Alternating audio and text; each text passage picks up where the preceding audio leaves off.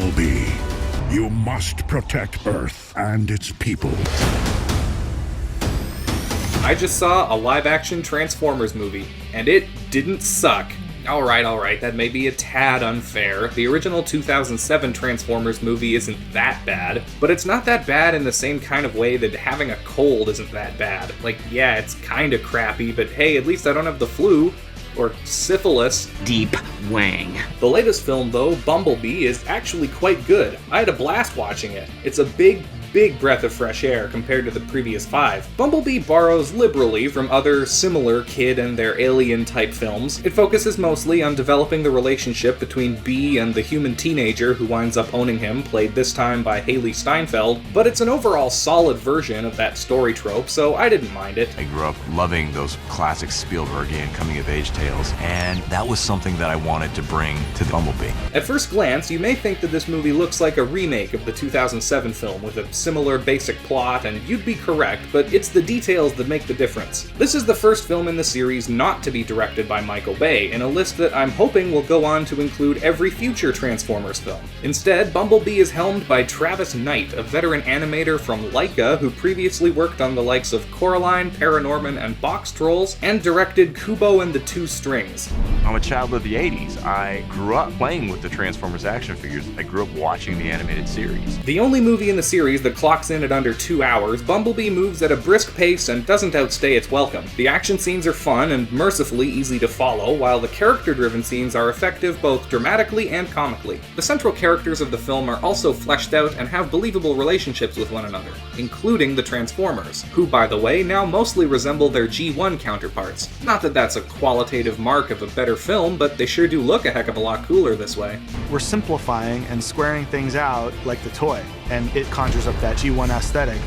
Every detail we could get off the cartoon, we applied to the characters. When I was updating the robots, they just didn't understand why I didn't take the cartoon version of the robot design and just make it for the big screen. I would love to do that for the fans. Just show a 35-foot tall, put it in a real environment in a movie, and just show how lame it would look, you know? So these are extremely complex robots, and I would listen to the fans, because you've got to respect the franchise.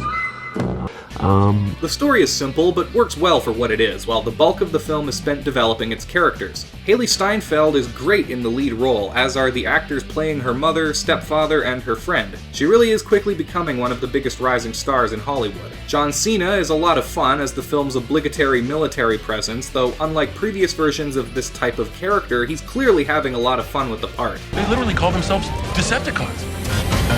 That doesn't set off any red flags? Bumblebee himself is also great. This is the most engaging and fun to watch that he's ever been on the big screen, bursting with personality and expression despite not being able to talk. He was definitely the highlight of the first movie, and is once again here in his own film where he's done even better. As for the other robot characters, there are admittedly fewer Transformers prominently featured in Bumblebee than any previous movie. Only 3, in fact, unless you count the other characters on Cybertron, who the film flashes back to 2 or 3 times, and Optimus Prime, who appears as a hologram on a couple of occasions, but these are mostly cameos. However, because all 3 of these Transformers are distinct from one another both visually and in their personalities, it's still a huge improvement overall. We are Decepticon peacekeepers, patrolling the galaxy. What are you doing? There are also tons of little references to the Transformers franchise, including a few subtle digs at some of the previous live-action films. You know what? I actually think what really makes this movie stand out to me more than anything else is all the things that it isn't. Without getting into any spoilers, let me just run through a short list of things that do not appear in this film.